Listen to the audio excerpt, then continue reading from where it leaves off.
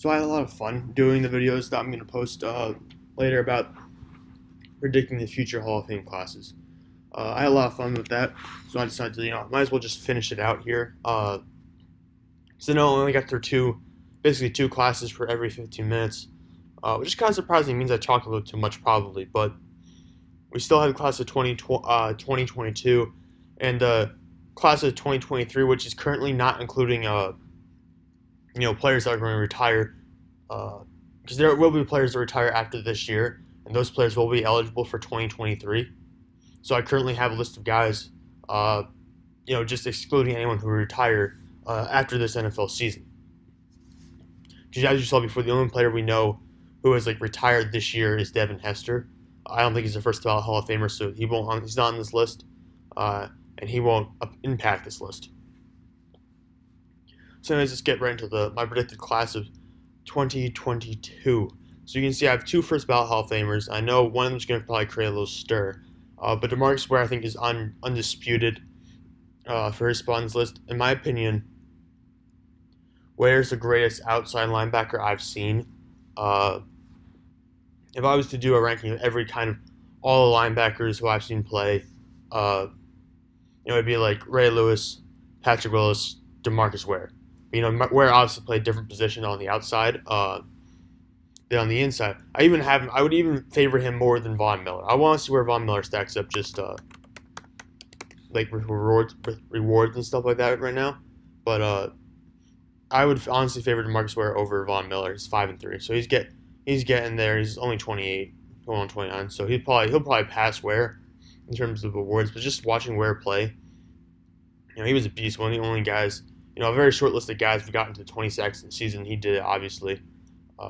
He almost got there twice. So, I think, for me, he's my generation's, or at least mine, the player I've witnessed and was the best outside linebacker I've ever seen. So that's why I say he's definitely first ballot. I don't think anyone would disagree with me. Next, we have Calvin Johnson. He's not first ballot, in my opinion. This is his second year going in 3 or 4 years. He's the most dominant player in football.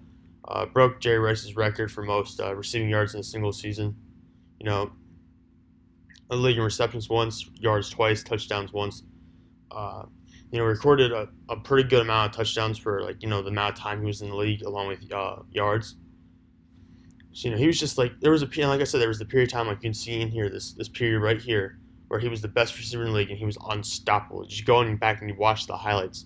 And just go, wow, that's incredible. You see 16 touchdowns in this season, 12 in this one. And just look at the yardage totals, leading the league, averaging over 100. Like I said, it's that 3-year stretch that's going to carry him to the Hall of Fame because he was by far the best receiver in those 3 years. And it wasn't even close. There was no one close behind him. So you look, and again, he doesn't have to have the accolades or the straight stats to do it, but you just watch him play. You would have to watch him play to understand what way he was. He's probably the big body receiver, the 6'5", 239 guy. He's the definition of that huge red zone target and that huge vertical threat. And and he also had wheels. He could run. So he did everything. And honestly, you've seen without him how the Lions have struggled. Even with still guys like Stafford on the offense and Golden Tate, they just have not been the same since he retired. Very similar to the situation the Lions have with Barry Sanders. So moving on, we have Edgar and James. He's another guy I think is going to get in, and he's currently up for vote. He's been up for vote the past few times, has not gotten in. Only 4 Pro Bowls and 1 first-team All-Pro selection. But again, this is a guy, if you watched him play, you would understand. And he led the league twice before injuries kind of tossed him off track a little bit. I think if he hadn't gotten injured, he would have led the league 3 or 4 times. It wouldn't have slowed him down as much. And I don't think this would be a conversation. I think he would have a Pro Bowl probably. He probably had 6 Pro Bowls instead of just 4. Led the league twice in yards. And look at the touchdowns. 4 times he crossed over 10 touchdowns. So it racks up to touchdowns. Good receiving back too. People don't give him credit for. Look at his yards from scrimmage all the time. And his touchdowns for both rushing and receiving. Got 11 receiving touchdowns. So he's a very good receiver as well. Over 400 receptions. About him is his versatility as a player. Not just as a runner, but you can see he went over 1,000 yards I'm just basically hammering your stats right now. Over 1,000 yards 7 times. Uh, would have been 8 if you hadn't had missed 2 games during the 2002 season. So in my opinion, and again, like rushed for over 100 yards a game in 3 seasons of his career. In my opinion, that's you're regarded obviously if you do that, you're incredible. Like I don't know how. I just feel like he's underrated in my opinion. Like he doesn't get necessarily the respect uh, he deserves for everything he's done, throughout his career. And he kind of went quiet. They kind of went away quietly at the end of his career. You see 2-time second team All Pro. So he's got that one first team All Pro selection, 2 second team All Pro selections.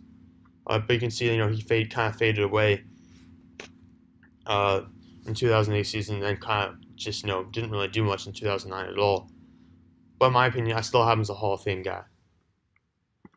All right, next up is Steve Smith, and this is the one who might cause a little stir because I have him as a first ballot Hall of Famer, and I didn't put Calvin Johnson in as the first ballot Hall of Famer. So that's probably gonna annoy some people, because Calvin was better during his peak, obviously, than Steve Smith ever was. But Steve Smith had that longevity, that more like greatness spread out over a period of time. If you were to do a receiver, like who would you rather have? I would rather have Calvin, to be honest.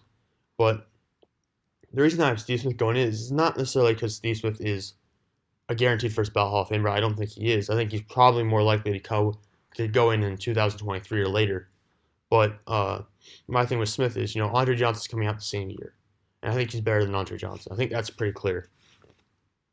But for me, the thing is, there wasn't a lot of names who stuck out more than Steve Smith Sr. There weren't other names out there for vote that I thought would jump him necessarily in a voting process. So even though I think he probably should wait 1 year, I just didn't see anyone to put him behind. So that's why I have him getting in. And 5-2, but you can definitely just look at his stats and what he did late into his career. Averaging 95.7 yards per game. In Isaiah's 36th season, when unfortunately got cut short. That would have been a 1,000-yard season for sure, and possibly a Pro Bowl year.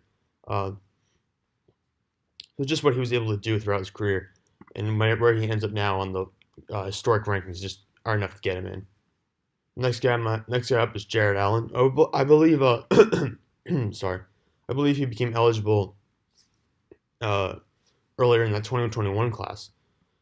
In my opinion, he gets in because he's 5-4, 5 Pro Bowls, 4 All Pro selections, or first team All Pro selection. He played an era with where DeMarcus Ware and Julius Pepper and he did, but at the same point, you got to look at his dominance, 22 sacks in the season. Again, very elite club of guys have gotten to 22, had gotten to that 20 sack mark. He's one of them. Led the league in sacks twice. You can see just the consistency.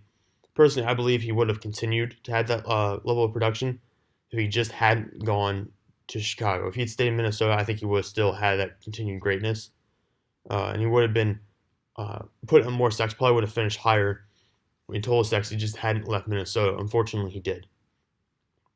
But you can see the consistency. Basically 11 sacks or higher through this entire stretch, right here. And that's what gets you into the Hall of Fame, is that kind of continuous production they are able to put out there at week in and week out, year in, year out.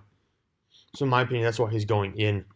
You can also see things like contribute, forced fumbles, and he was a dynamic guy. It was just, if you don't remember his personality, if you didn't watch him play, you don't know his personality. He was just kind of a fun-loving guy, and he really had a good impact on the Vikings because they're a team that struggled. It was just in Minnesota. Let me be honest, Minnesota was Jared Allen and Adrian Peterson for a long time. It was just those two guys, And so I think there's really enough credit for how dominant he was. If you wanted to add, look, you want to poke holes. You say he only had 5 Pro Bowl seasons. Well, he could have easily had one in 2005. He could have easily had one in 2010. And he could have had one in 2013. So you could have then say he could have had technically 8 Pro Bowl seasons. Which would definitely, if you had 8 and 4, then now it's a much more legitimate case. So that's why I have him going into the Hall of Fame as well. And there's a lot of pass rushers coming out. Like I said, there's DeMarcus Ware and Julius Peppers, and then you get Dwight Freeney, Robert Mathis. But personally, Jared Allen, in my opinion, is third behind DeMarcus Ware and Julius Peppers. Especially because, in my opinion, DeMarcus Ware did it better in his prime. DeMarcus Ware had a better prime than Jared Allen. Jared Allen's peak might have been better than Julius Peppers, but Julius Peppers has his longevity is incredible. Peppers has played at a high level for far longer than Jared Allen did.